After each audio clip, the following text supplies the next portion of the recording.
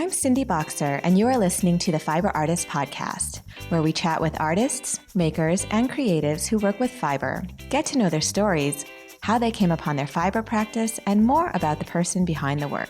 Hello, my fiber-loving friends. Today's episode is brought to you by the Fiber Art Network. Do you create work that includes yarn, rope, or string? I think a lot of you do. So, listen up. Yarn, Rope, String is a new juried submission sponsored by the Fiber Art Network. They're looking for artists who work with material that has a cord or strands of fibers united by being twisted, braided, knotted, or threaded together. They're all acceptable. Here are some ideas: macrame, knit, crochet, or surprise us. Maybe your sculptural fiber art includes one of these materials. Even a small amount counts. Selected work will appear in Fiber Art Now and will include a $100 prize and an annual membership to the Fiber Art Network. Go to fiberartnow.net/submissions. The deadline to submit is May 1st, so that is 1 month from now, May 1st. Full disclosure, I am one of the jurors, a role juror, if you will. So I'm extremely excited to see what you guys come up with. Also, I just really want to encourage you, no matter what point you're at in your journey, whether you feel like you're quote unquote qualified or not, just do it. There is literally nothing to lose. We're all in quarantine. We're all hanging out at home and making and experimenting and nodding. And you know what? It really doesn't matter. So just submit your work, let people see it, put your work out there, take a chance, and let us discover you. Again, go to fiberartnow.net/submissions. And now today's episode is with the wonderful fiber artist Mariana Baertl, coming to you from Peru. You may recognize Mariana's work from her Instagram account, Living Fibers, where she features her abstract fiber art on canvas. She's under lockdown, I'm under lockdown, things are a little crazy, but we made it happen. There's some birds chirping in the background, sorry, and enjoy. I hope you really enjoy getting to know Mariana as much as I did. All right, guys, let's get into it. Your little studio. Yeah, it's actually just the corner, it's just like the corner of a living room. Oh, okay. I don't even have doors. It's kind of crazy. I just trapped my kids upstairs in their room. I trapped my whole family right now in the room. Yeah. I just gave them iPads and I was like, be quiet for an hour, okay? I know. I made the announcement earlier today. Today I'm going to have an interview, so please everyone quiet. I don't want any screaming. I know. So how are you? So everyone's home in your family now too? Yes, we've been under lockdown for about a week. Okay. Mandatory lockdown, and we have one more week, but I think they're gonna extend it to 2 more weeks, so a month in total. So yeah. Wow, I know. Yeah, same here. I was actually curious how you're in Peru, right? Mm-hmm. I was curious how your government was handling it and how how things are different. Our president was very aggressive at the beginning. We only have like 300 cases as of today, I think.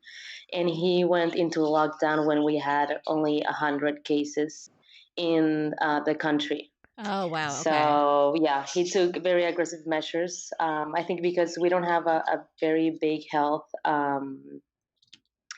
like infrastructure and service. So if things got as bad as Italy and China and South Korea, I think it could get worse if we don't have like enough beds or enough people attending the sick. So you just say everyone to their houses. So oh my gosh, yeah, yes, I know. like nothing is open. Like only grocery stores, banks, and pharmacies. Yeah, that's pretty much how it seems to be here too. Although I'm in New Jersey, and apparently we're now the second highest state.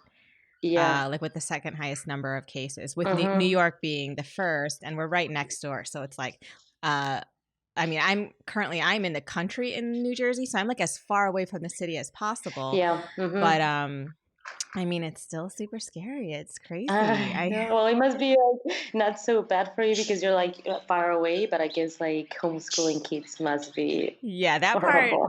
part is, it's been an interesting journey and I adventure. know. I mean, the cool thing is they kind of like my kids are now 6 and 8. And Oh, okay. so, I don't know. I kind of don't feel like they need to study that hard. You know what I mean? Like I Mm-hmm. think if I had high school kids, I would want them to be like Yeah. studying, at least They like still 4 or got 5 hours a to, day, yeah. But my kids are just like, I give them like an hour of, combination of like math and science in the morning. And then I make them do like an Mm-hmm. hour of reading in the afternoon. And then that's kind of it. And then they just play Yeah. and. Yeah, I guess at that age, there's still a lot of like playing time in school. Right. Yeah, and since they're like both the same age, they can like entertain each other. Totally. Yeah. Well, they're nonstop wrestling.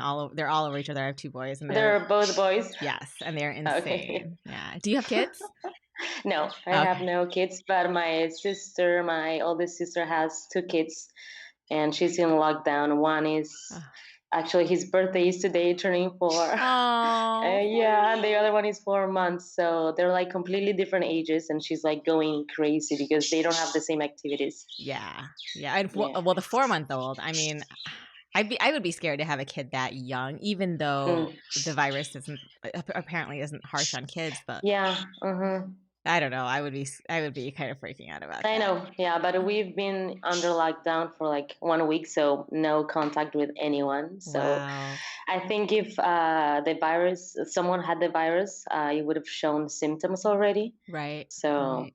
Yeah. I Oh think my they're safe gosh. for now. Have you Mm-hmm. been out and about just to like get air and like stay sane? Or are you not, are you guys, Yesterday, are you even allowed to go outside? Like does a lockdown mean um, that you have to be home? yes, home. Oh, Like not even wow. like delivery services, no restaurants, no nothing. You can only go to the supermarket just one member at a time, and you can Wow. only go walking, no cars allowed. And it's then curfew from 8 p.m. No one can go out.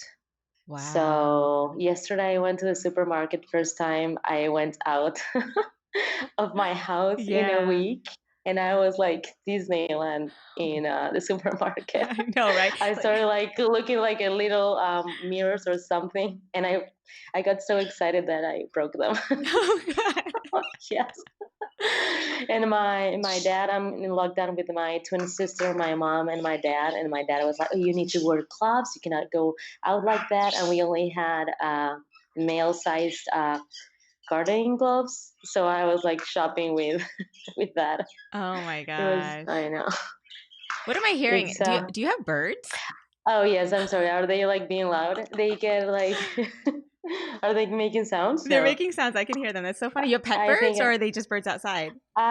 they're pet birds, but you might actually hear the parrots outside, and there's a lot of singing birds Really? around. You have Yeah, parrots outside just like yeah, hanging they're out? like wild parrots. Wow, that's so And, yes, cool. I actually yeah. we just set out a bird feeder because I was like, well, maybe Oh, I really? can teach my kids about birds. Like, and we set it out Oh, there, and every day the kids are looking, and there's no birds coming. And we have a no. lot. Yeah, no, we have a lot in the area. Like we have Uh cardinals, huh. like the red ones, and they're, Yes, yes, I love the but they haven't cardinals. discovered the bird feeder. And I'm like, what am I Oh doing yeah, wrong? maybe it's like a give them some time. Yeah, yeah. I hope they Yeah, come I because have. the They kids are will. like, They will. what? I'll have. I have my studio has an open door to like a terrace, and Mm-hmm. I have like a lot of birds going around. And I first started putting like little bird food outside my studio, and then slowly I started putting the food closer to my door, and now I put it inside my studio. Oh my So God, that's so yeah, I get cool. to can do like a little bit bird watching inside my. Oh But wow. yeah, they start to get used to people, and they'll come around. Oh, that's so cool. Yeah. All right. Tell me a little bit. So I don't actually know a whole lot about you at all. I have to say that what reminded me to get in touch with you to see if you wanted to be on the podcast was that all of a sudden on my Facebook, I'm getting a lot of ads from Domestika Oh my God, with yes. your program on it, with your, so it's like a DIY class, kind of. Do you want to Yes, tell so the listeners all I about it? I just it just launched, so that's Hmm. why you were getting the ads. Yeah, they're pushing it Domestika, hard. yeah, yeah, and they're pushing it hard. They're like a Spanish company. Okay. They do all kinds of online courses. They started, I think, with computer programs like Illustrator and Photoshop, and then they're venturing into like crafts, marketing, different like little courses you can do. Yeah, And this year they've started marketing to English speaking countries. So I that's why you're see. getting it. Yeah, Yeah, because because they're like, mm-hmm. I had never heard of them before, and then I was like, oh, wait a minute. And at first, you know what? Honestly, when I first saw the ad, I Uh thought huh. it was like stolen images from you, and I was like, Oh, oh really? no! Like I was like, oh no, they're because there's now I feel like there's like intellectual property issue, and people are just like Oh, yes. taking images. I thought Mm-hmm. it was like going to be a Chinese company that takes the images of people's work because they've been doing Uh that with huh. like selling pieces and stuff like that. So I was like, oh my Oh, god, really? someone's totally taking her stuff. And then I saw Oh like, and then I no. saw your name on it. I was like, oh thank God, it's Yeah. legit. Well, thank you for being on the lookout. Sure. Well, I filmed a video with them Hmm. last year on latch hook and locker hook class. It's like a series of small videos. Okay. And this year I launched the other embroidery online course. So I go over a few experimental knots that I usually do on my pieces, but Hmm. it's more um, aimed to more home goods like cushions or backpacks, purses, like anything, even to clothes. So not as much as my pieces, Uh-huh. but like a similar because I didn't want to do like exactly what I do on my Of art course. pieces. Yeah.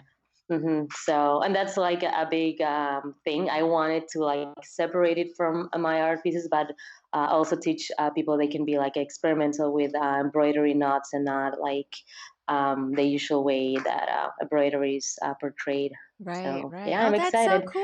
Yeah, Congratulations. It's really thank you. exciting. Yeah, it just launched last week. Not the best timing. I mean, Actually, I could think be it's the perfect best or the timing. worst. Yes.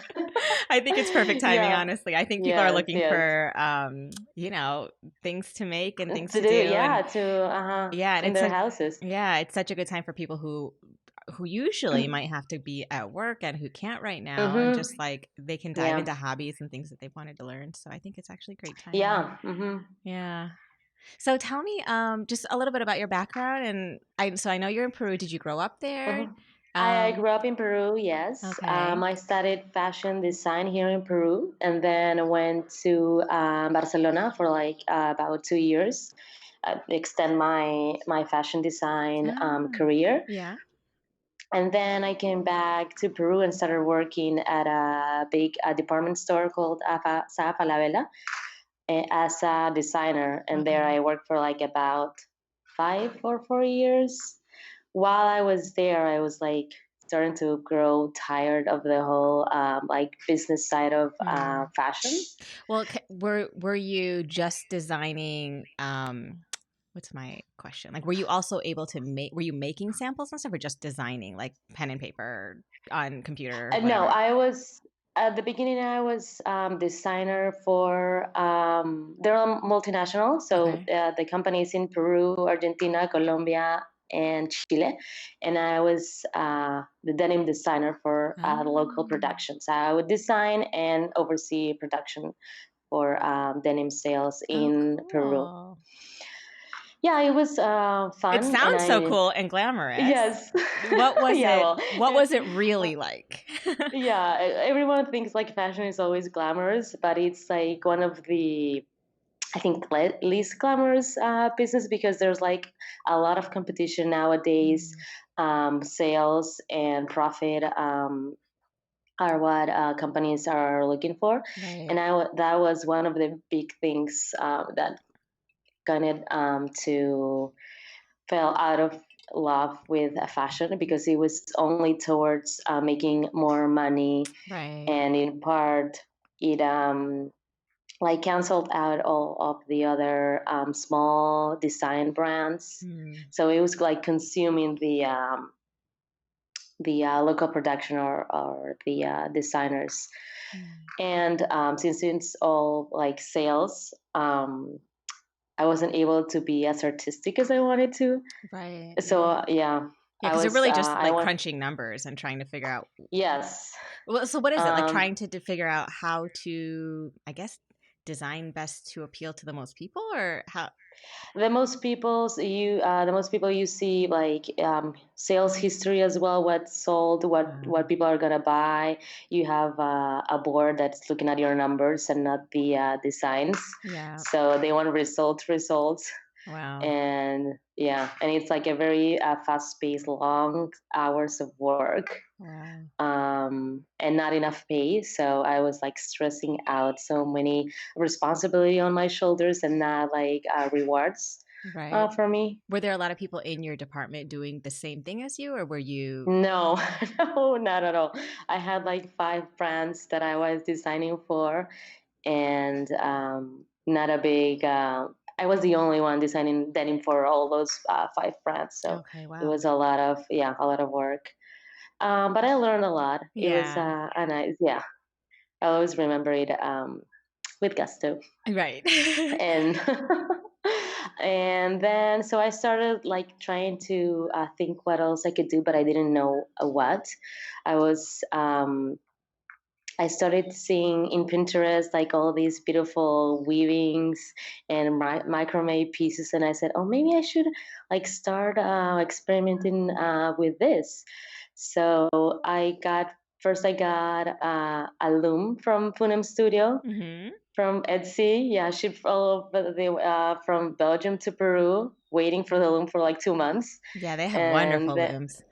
I know they're like amazing.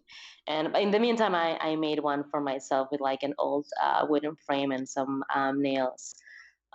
So I started like experimenting with the weavings, and then I started also working on some embroidery pieces because I thought like weaving, even though it's like very artistic, you have to like really plan ahead Right. what the piece will go. So I said, okay, maybe I'll try embroidery for a little because it's like a more loose, but the textures were not as big and like luscious as a weaving. So Right. Well, so did you already have experience with weaving and working with uh, textiles a lot through your fashion design, or as a kid? Like, where did the background um, of it all come from? not weaving. We're all very artistic in my house. Hmm. My twin sister is illustrator and graphic designer. Um, my the sister above me is an actress, Okay. and my mom is like we call her MacGyver of the house Oh, because yes, she does like every single thing. She's like the electrician of the house, the plumber. Since we were young, she would like knit stuff for us, for our dolls, for our dogs. And so we've always been like a very crafty family. We never throw away anything. If there's like a piece of fabric, we'll turn it into something else, a piece of wood, piece of anything. that's We would have, awesome. thank God we had a big house and a lot of storage space. So we could put like all the things no one wanted and eventually made something out of it. And then I don't know. Oh, that's very cool. Um, hmm So like we've always been like very handsy. Hmm. I don't know if that's a word. Hands on. So I guess in yeah, America it would be hands on. yeah. Handsy means you want to grope people. Oh, okay, okay. Okay, yes. I had a feeling. I may say words that are No, I not love it. I love it. at all like words, or but you'll get the meaning. Yeah, yeah, yeah. um, so what was I saying? Oh, So sorry. we've always like been crafty, and we like building things for like ourselves now, like going through like a process. Oh, how am I gonna make it? Just like go and try to do it your own way. So I didn't have like any classes or anything. I'm not big in classes, even though I teach them.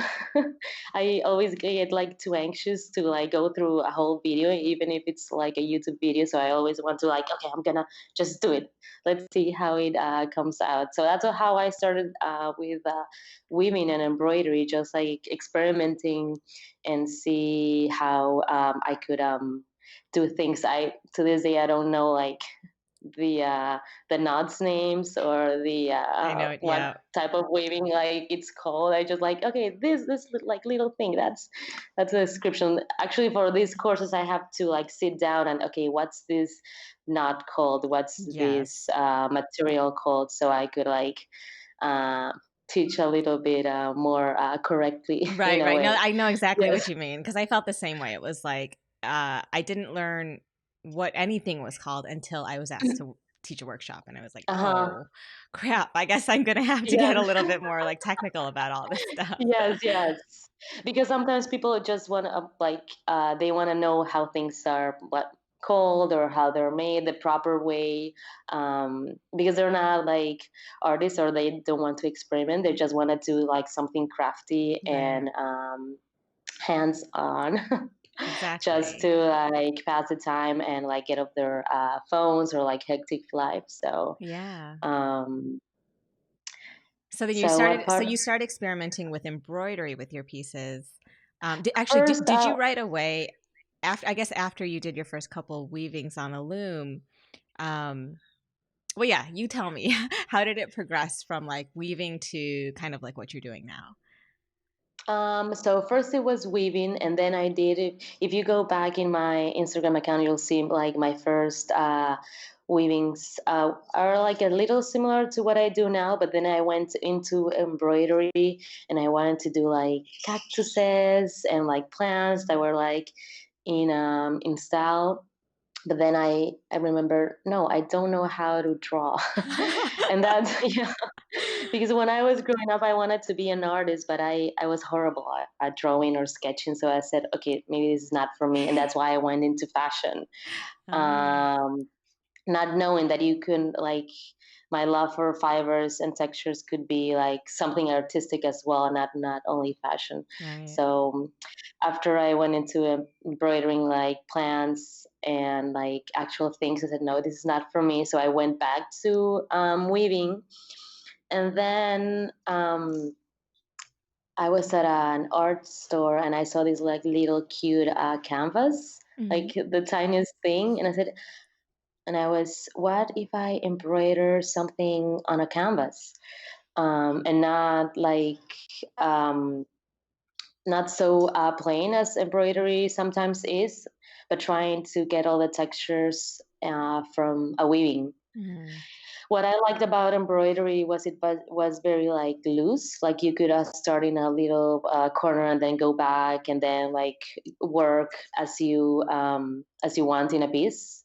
As different to weaving that you have to plan ahead. Right. Um, so that's how I started like experimenting, trying to get like the textures of a weaving. It's not actually embroidering; it's more like stitching into a canvas. Mm.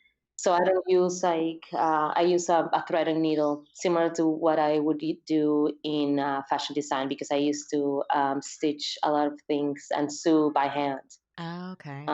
Yeah, That's interesting. I hot mean, couture. in a way, I guess because a canvas is a woven is sort of has a grid on it the same way. Yes. Yeah, the same way that an embroidery cloth would, Uh-huh. or even a latch hook, Hmm. like the Yes. latch hook So locker hook stuff. people sometimes don't realize that canvases are actually cotton fabric, and Right. they only have like it's called a gesso. I don't know how it's called in English. That it's like a type of paint that they put Right. on top. Gesso. So yes, Yeah. so artists can paint over that, but it's actually you can do a canvas out of like any fabric. Right. Right. Right. So Oh, that's so interesting. So when you make your, I mean, we don't need to give all of your secrets little away or secret. anything, but yeah, that's interesting. So you're basically like sewing onto the Yeah. canvas. Uh huh. Very cool. Mhm. So that's how I started, and then I started like evolving my style, adding some fabrics, like rouging fabrics, and adding all kinds of materials that you can actually stitch. So cool. Wait, so after you made your first piece on a canvas, and I guess the moments leading up to it, did you sort of know that you had something like kind of new and wonderful that you were about to achieve? I Before I did that canvas, I was like still a little lost in my like style and experimentation because Mm, I knew I was like doing pieces that I liked, but I hadn't really found like my little like artistic voice or aesthetic. I hmm. thought I was not differentiating myself from like other artists. So I was like really trying to make like something special. And then when I made it, I was like a little nervous of putting it in the Instagram because I thought maybe people are not gonna understand what this piece is about. Right. Um, but then it started getting like a lot of traction, and I like said, okay, this is my style, this is my thing. So then on, I started doing that as my medium and my style. It's pretty awesome that we can get this like immediate feedback, right? Like where you go, oh, I know. it's something. There's something here, and we can just like, Yes. yeah, Hmm. because pre-Instagram, and what do Especially. you do? It's like you make and make, but then it's like I don't know who's gonna. I know. There's I no know. like It's like, immediate response about it. yes, it's like a little instant validation that you're doing something interesting or some that people value. Yeah, Because here in Peru, like my friends were like, "Oh, what are you saying? What are you doing with your career? Are you crafting for a life?"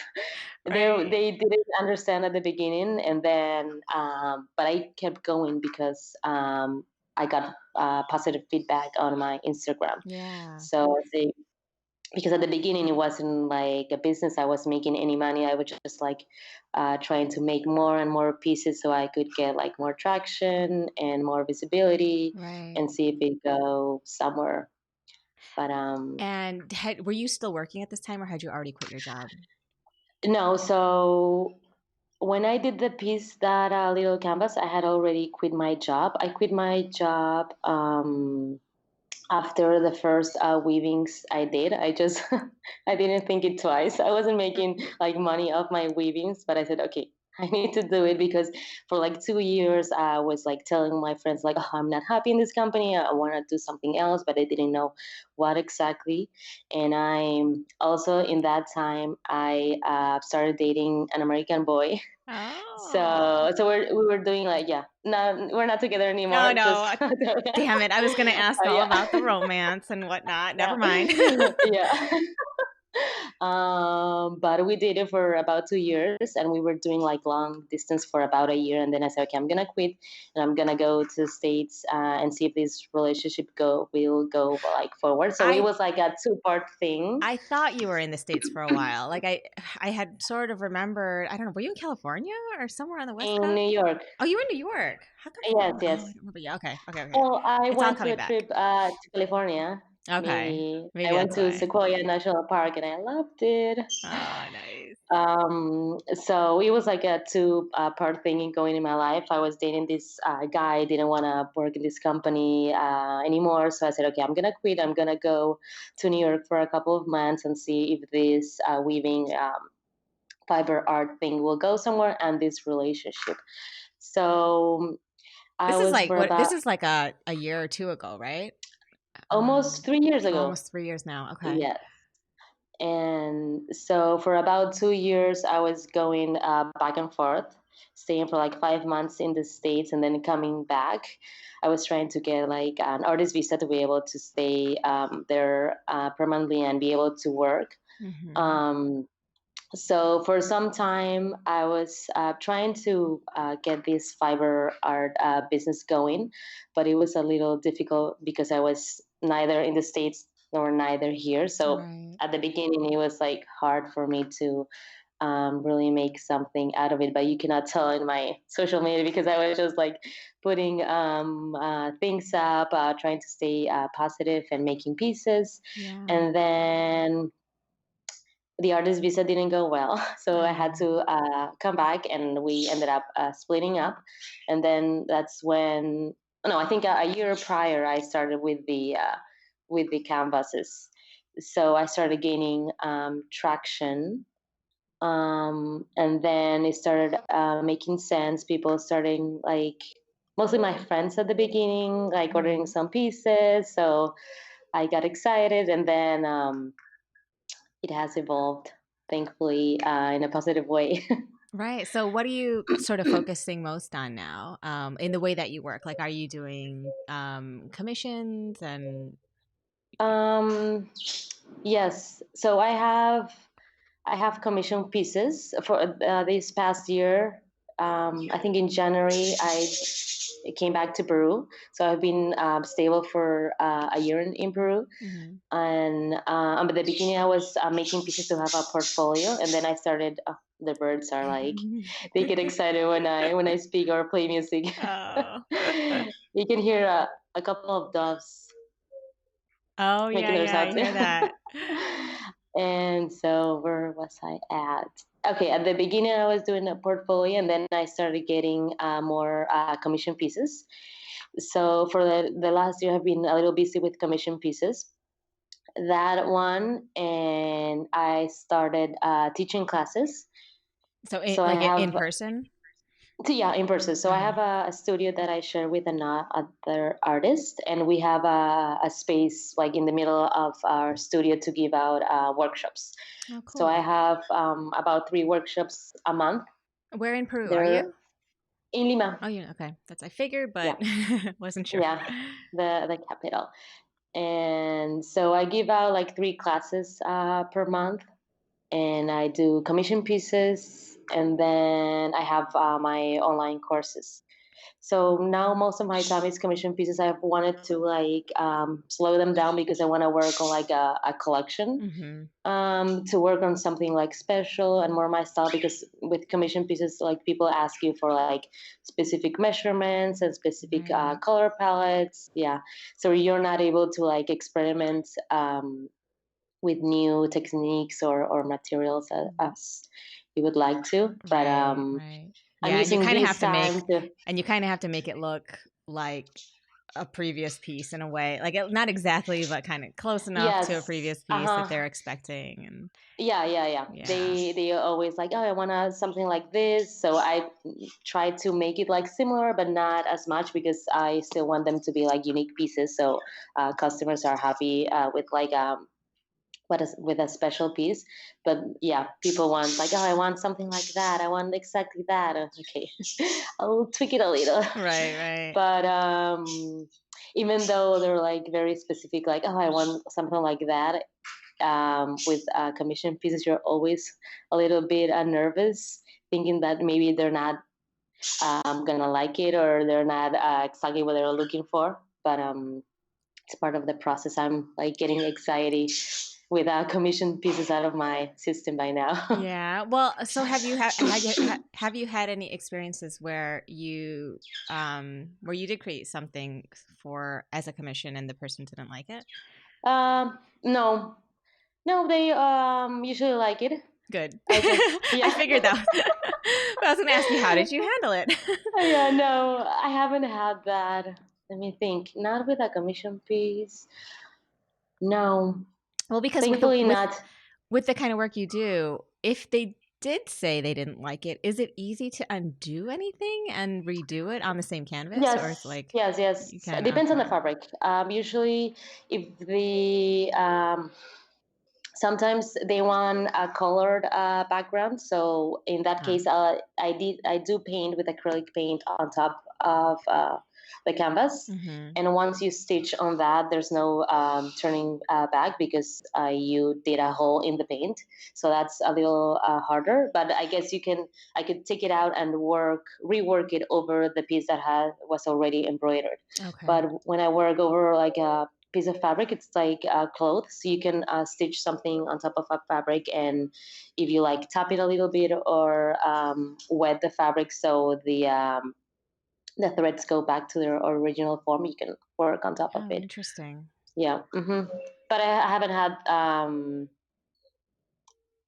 the case where I had to do that, thankfully. Good. Yes. But I still get nervous every time. I'm like, oh my gosh, is she gonna like it or not? So what hopefully you're going to be able to give yourself some time to work on the kinds of work that you want to do and the kind of pieces you want to do with more experimentation. What is inspiring you right now in terms of like aesthetics or materials, or like what do you really want to play with right now? Well, actually, I've been using this quarantine time to actually work on some of these collection pieces that I wanted to do. Um, so the ocean is always like a big inspiration for me. So I wanted to do like more sculptural pieces, more volume, and having, because I haven't done like a collection yet, where like all the pieces have like a theme or like a color palette. Right. Now I'm experimenting with velvet that I love, Nice. because it like adds a different texture and depth to the pieces. So I'm excited about it. I'm actually doing an embroidered over velvet. So Oh, very that's, cool. yeah, Have you posted something these on new. your Instagram recently or I've no? posted stories. I actually have the piece Okay. in front of me. I'll show you pictures after. It doesn't photograph as well because velvet has like a lot of shine to it, but in person it's very beautiful. But that kind of fabric is something that if you stitch on it, it leaves a mark, so you have to be very Right. careful. Right. Also where you put, sometimes when I stop stitching, I would just like put the needle inside like part of the fabric. In this case I cannot do that because it will stain it, so I have to be very careful. Oh, interesting. I mean, I love the texture and the sort of dimension that velvet gives. Mm-hmm. That'll be Yeah, very it's, interesting to see I it. know. I'm looking I'm forward. excited. I'm excited. Yeah, I want to do like big pieces, like very sculptural and like um, jaw dropping of Yeah. some sort. Will they be sculpture and still on canvas, or you're talking about like three-dimensional? Three dimensional. I want to do, yeah, three dimensionally. I wanted to include also ceramic in these pieces because I love ceramic. I still have to take some time to do a ceramic class. Yeah. That's in my to do list.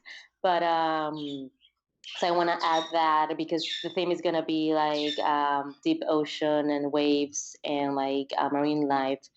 So I want to add some of that. I don't know how you call the varnishes that you can use in ceramic. They're like very like watery in some The aspect. So glazes? Yeah. yes, glaze, glaze. It's Glaze, called yeah. glaze. Yeah. Oh, So I love ceramics. I did it for a little bit when I was little because my mom was really into pottery and we had like uh-huh. vases all over the house from stuff that she would make. But, you know, there was like Hmm. no Etsy back then. So she would just like Yeah. occasionally give them to friends, or I mean, we just had a giant collection of her pottery Oh just hanging out in the no! house. Did she give them all away? Yeah, at this point, yeah, I think she's given it all away. It could have, Oh but not when I no! think about it now. I'm like, oh my God, she could have had like such a business. Like a Etsy vintage store. Yeah, yeah, totally. That Yeah, could have been amazing. I know. And even she even gave a like she gave me a few pieces when I had my first apartment after college and stuff. And Oh. but through like I think it's gone through 3 or 4 moves and like Oh pieces yeah. have broken off and yeah, Yeah, it's you have to bad. Marie Kondo everything. Exactly. Do some wabi sabi gold glue or whatever. Yeah. Cool. I mean, it sounds awesome that you're able to, have this time to work on the collection. Hmm. The workshops that you do in person, what do you teach? So I don't usually teach how to do my pieces Of course because, not. like, It's yeah, part of my aesthetic as an artist, and also I don't want to, like, in a way, give permission to actually like try to copy my pieces. So of that's like course. little problem I've been having lately because I do teach other techniques. I teach latch hook and locker hook, Hmm. and that's one of the online course I launched last year. Okay. So I do in-person workshops of those techniques, and but they're separated, latch hook and locker hook. Okay. And then I've done a couple of macrame classes, but very simple. We Hmm. work on like mirrors, and you do like simple knots, and you go to your house with a macrame mirror. Oh, So, that's cool. That's a fun one. hmm Yeah. and I wanted to do also punch needle, and then I'm gonna do something similar as my new online course, but in person workshop. Okay. hmm Awesome. So Yeah. everything that you're doing right now, this is all like self-taught, or have you ever taken a class in person from anyone else? Um, Most of it is self-taught, Hmm. and also like with experimentation. I cannot go through a whole YouTube video of any I know. I sort. feel So, the same way. like, it's crazy because I think I like making mistakes and doing things like the slow way or the wrong way. I think it Yeah, like that's the adds best to way to your learn. I mean, that's fully the best way yes. to learn. Yeah. Mm-hmm. It adds to like how you learn and discover new things, just like playing around. Hmm. I did take Saudi class while I was in New York. It's Oh, like a nice. Japanese loom weaving. Yeah. It was like a small workshop. Where did you take it at? Um, It's like the Textile Arts uh, Center. I know that no, they no, have a no. class It like that. was I think it was in the Upper West Side, looped. Oh my god. Oh, yeah, yeah. I think I know what you're talking about. Yeah. Yes, it's looped something. It's like a Saudi studio. Okay. Mm-hmm. Cool. Did you like it? Uh, yeah, I loved it. But Oh, again, it's like very in Saudi. You have to go like line by line. right. And you have to S- have that giant floor loom thing. Yes. Uh Yeah. huh. Yes. Yes. Yeah. It was like too structural for me. Yeah. So I did like it. Also, I was new in town, so I was trying to get to know like the textile community there. So I was trying to get to know people and know like stores. So I got to know some people and get into like the vibe. But it's not actually my technique of choice. But it's very very beautiful. Yeah. These two sisters from Australia, Crossing Threads. I think they Yeah. do beautiful sari pieces. Yeah, they just I interviewed them and I think they were just about to Ah, start yeah. like like their like an I artist in think it residence was thing. It was right before that and last then year. yeah, Yeah, yeah, yeah. last year.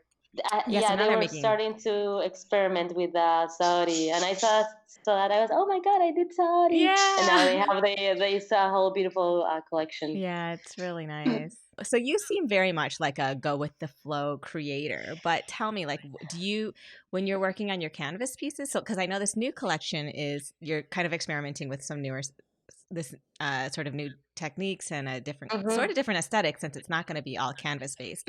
But I guess hmm when you work on your canvas pieces, are you planning ahead of time, sort of what kind of imagery you're going to create, or do you just go? I try to, but again, I get too anxious. I do like, and I'm not a big sketcher or drawer, so I do these horrible sketches, and just to show like a little bit of composition. Like I always, when I think of a piece, I try to figure like what the main flow of the piece is gonna be, and by flow I mean that's not the right word, but what your what's gonna grab the attention of like your eyes, what's gonna be the most dominant part of the piece, Hmm. whether it's like I don't know velvet or maybe like a big rope or maybe like a touch of color. So I try to do like very simple sketches, and then I just go to the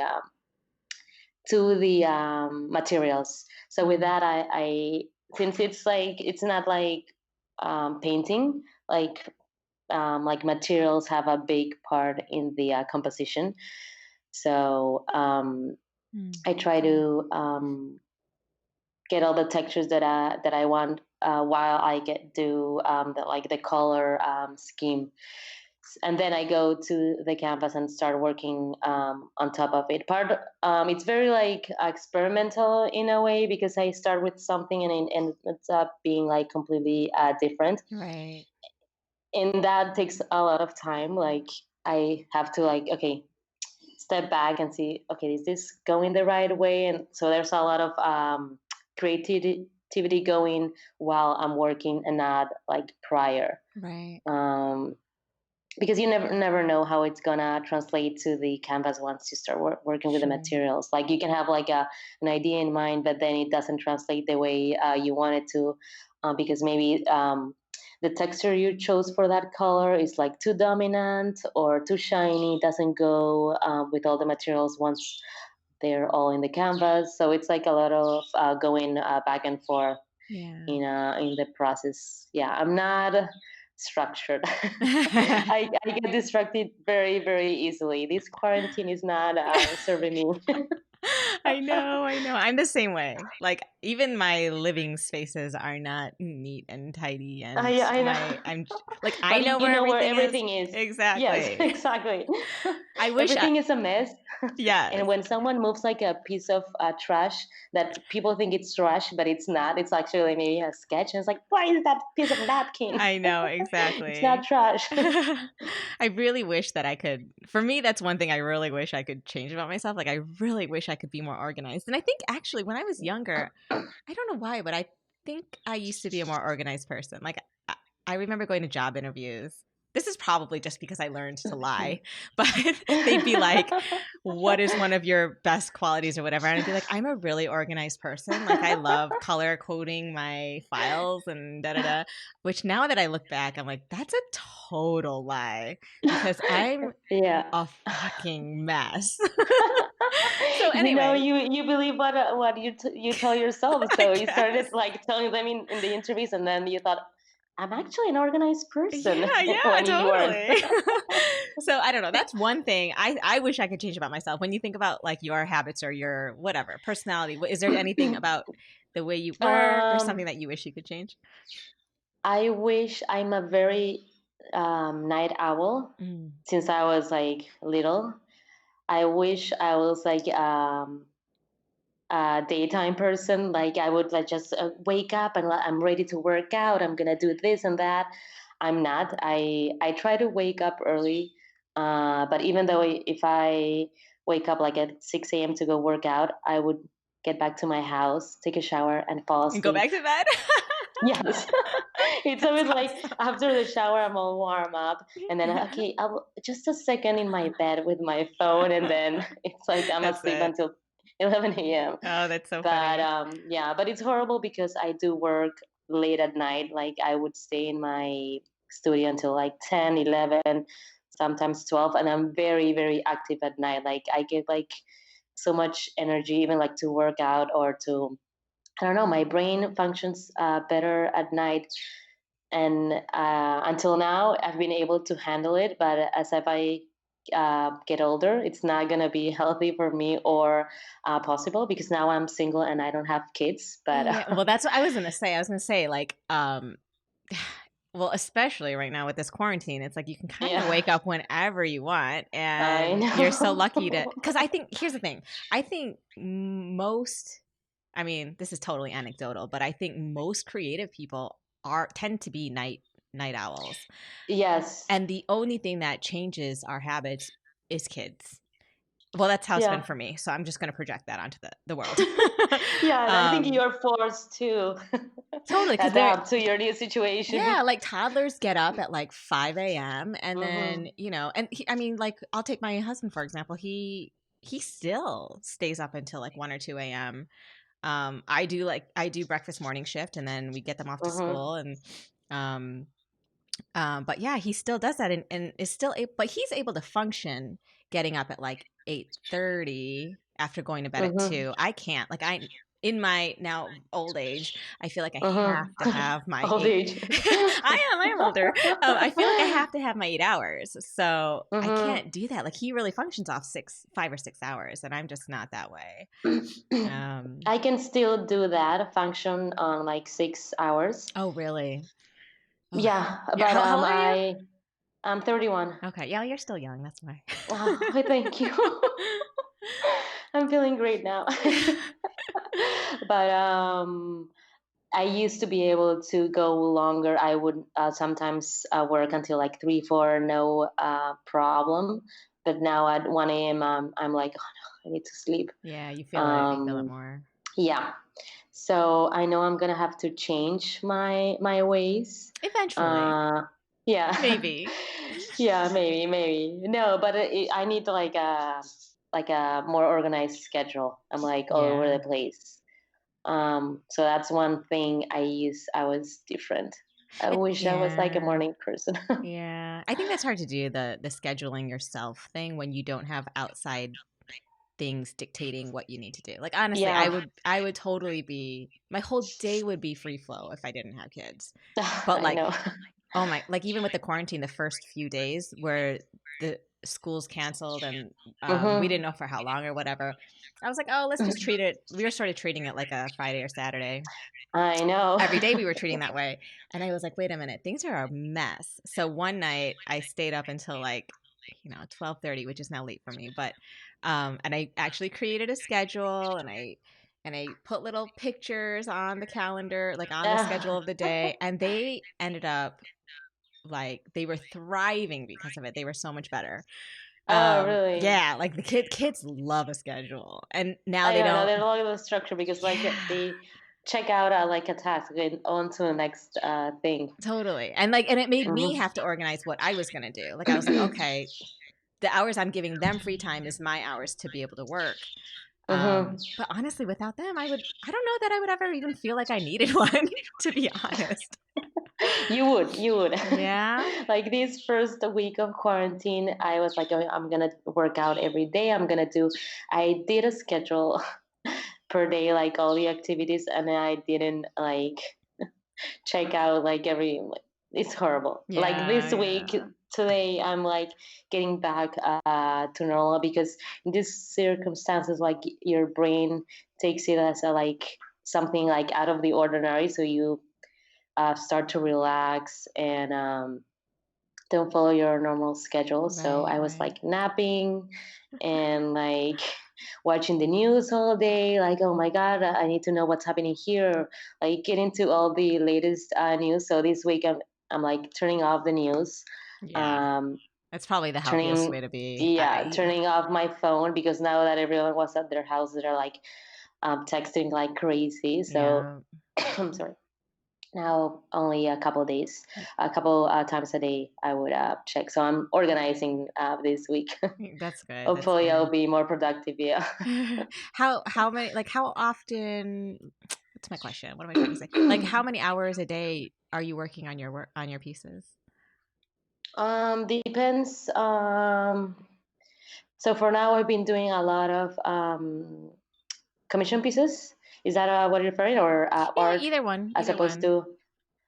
I work all day, like really lots of hours, Hmm. but I try to mix working on my pieces with organizing business and um, answering emails, like trying to organize the other part of the business, that it's not only creating pieces, but making it a business.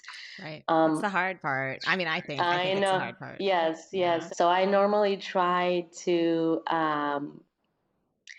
do more creative stuff than I should because I like it more than doing like computer things. Right. So I force myself to have it like equally.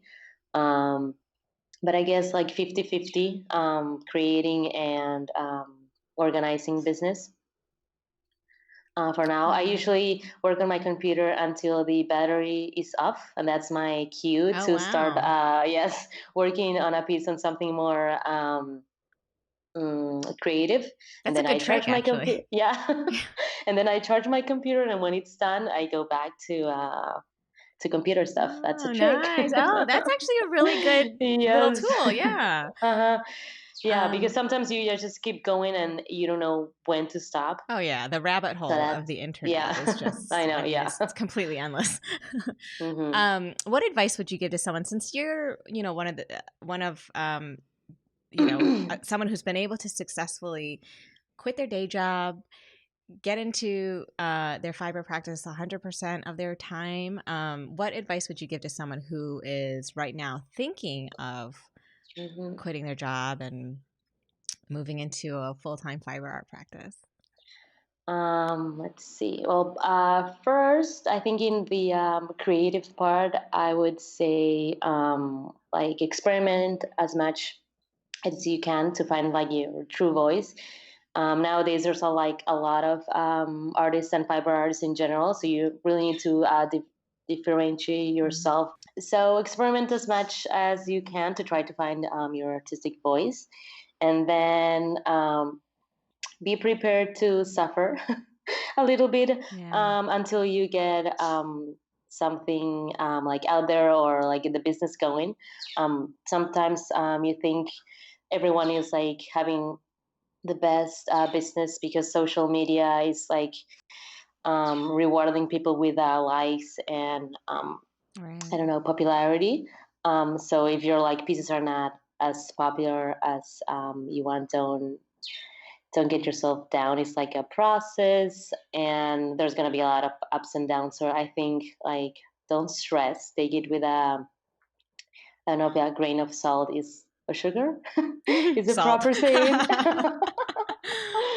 Salt, sugar, same. It works. Not in your coffee. Yeah. Your coffee doesn't. But what else? What else? Well, like through your process, I mean, I guess you just kind of like were like, I'm done. I'm quitting. Can't handle it anymore. I can't handle don't want to be in my job. I'm just going to do this. Were there any significant bumps along the road that you would have, if you were able to do it differently now that you're looking back? Like, would you have done anything differently? So when I first quit my job, I was between the States and here. So for 2 years, I was very, very stressed out because I didn't have like a plan to go forward. I couldn't like, once I was starting to get a little traction here in Peru, I would go to the States and back and forth. So for 2 years, I was like stressing out a lot because I was not getting where I wanted to. I couldn't plan ahead. So then when I came back, I really started to really get focused and concentrate on how to get it to the next level. So, well, in my case, I wished I had like those 2 years prior to get my business going.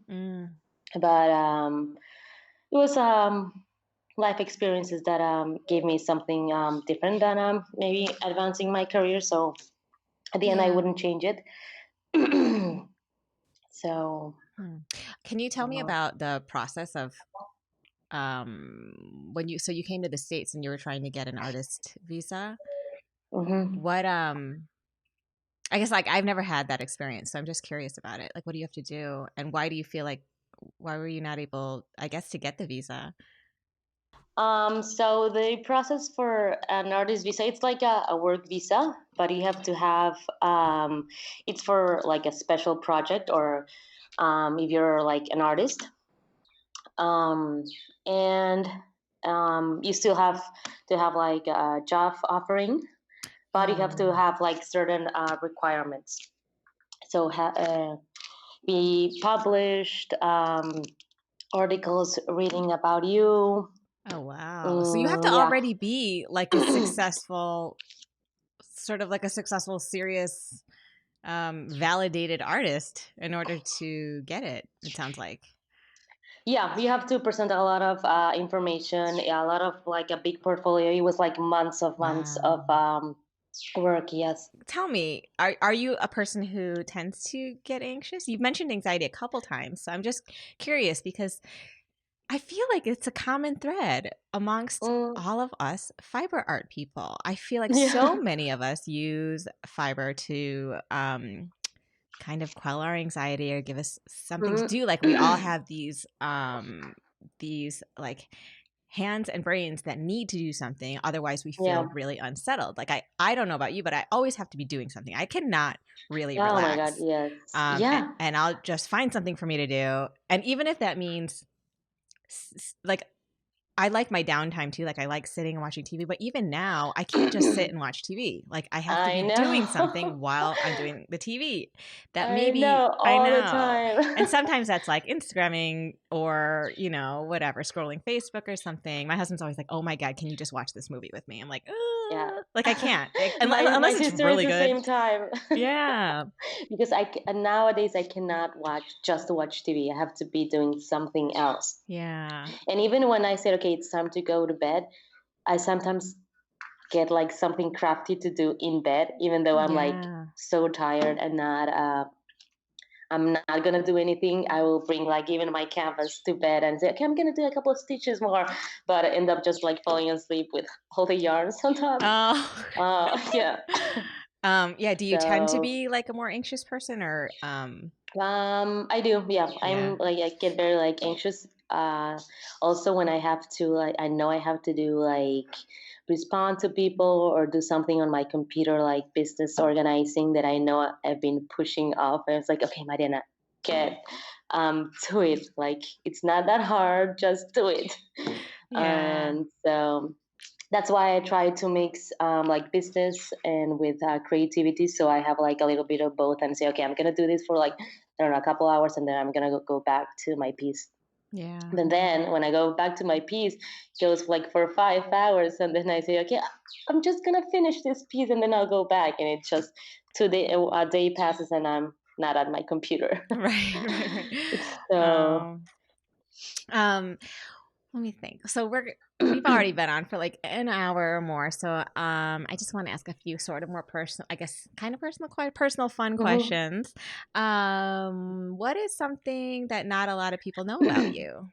Like a fun fact or something quirky? um, I love birds. We've already talked about and heard about in this podcast. So I love like bird watching. I used to, me and my twin sister have taken care of a lot of baby pigeons or herd Oh, pigeons, wild birds that we would foster oh a little bit wow. and then release them in the wild. So we are bird parents Oh, that's so of nice. some sort. Yeah. Do you have any bird inspired pieces? Now that I'm thinking back, I'm trying to. No, No. I try to focus on natural world, but more plants, not so Mm, much animals. And if I'm inspired by animals, it would be like maybe textures, not so much like forms, mm-hmm. because I don't like being literal. I Right. could get like a texture from like a feather, for example, but you wouldn't know it's like inspired by a feather. I like trying to mix one thing with another, so it's not too literal Right, right. in a way. So I like yeah, I'm that a though. bird lover. Yeah, cool. Um, what else? Let's see. What do you, outside of your fiber practice, what do you like to do? Or what do you like to do to relax? Or what do you like to do to, uh, I don't know. Yeah, what's another passion that you have that's outside of fiber art? well, I'm very obsessed with fiber and work, so that's like something I'm trying to organize in my day to day, like try to make space for other things. Yeah. But working out, I love working out. What kind of I've been workouts do you do? trying. I have a personal trainer, and then I bike to work every day. Oh, So nice. yeah, I get that relaxing time. Like when I go from my house to my studio, I get to like relax, get like a little sweat in. So I'm like really focused when I start working. Yeah. I've been trying to get dancing lessons for like 5 years now. Oh, that's awesome. What kind of dancing do you want to do? No, I've been trying to get into. I haven't started yet. Oh. But I've been using these quarantine days to like learn some dance moves out of this TikTok Oh, girl. nice. Yes. Wait, like Fortnite dances or like real dance? I don't know.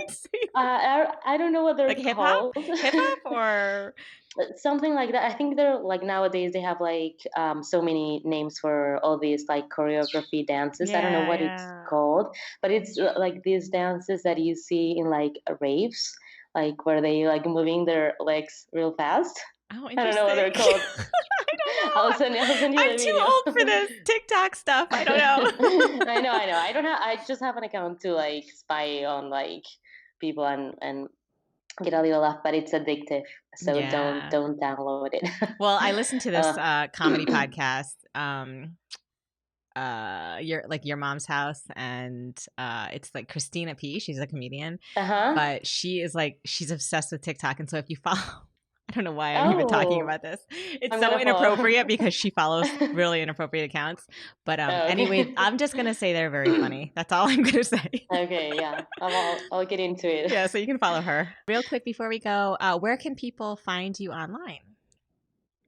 So like you your can find me. My Instagram handle is at Living Fibers. So that's one thing. And then I have a website, livingfibersart.com. Awesome. There you can find my pieces, a little bit about my bio, and also a little bit about my brand that is Living Fibers. I have like some organic yarns. And then you can find my courses at domestica.org. But actually, you can find the courses also in my links on my Instagram handle. So perfect. That's three things. Well, thank you so much for making yourself available. We did this really last minute, actually. Like, I think this is the fastest podcast that I've ever scheduled. So thank you for being flexible and it's quarantine time. Yeah, anything is possible. Exactly. That's what I think. No, but thank you. I really appreciated it, and it was super fun getting to know you. Check the show notes of each episode to get the website and Instagram for each of the fiber artists I speak with. Be sure to give them a follow. And you can view video from this podcast on niromastudio.com/The Fiber Artist Podcast. If you enjoy the Fiber Artist Podcast, go to Apple Podcasts to subscribe, rate, and review. Thank you for listening.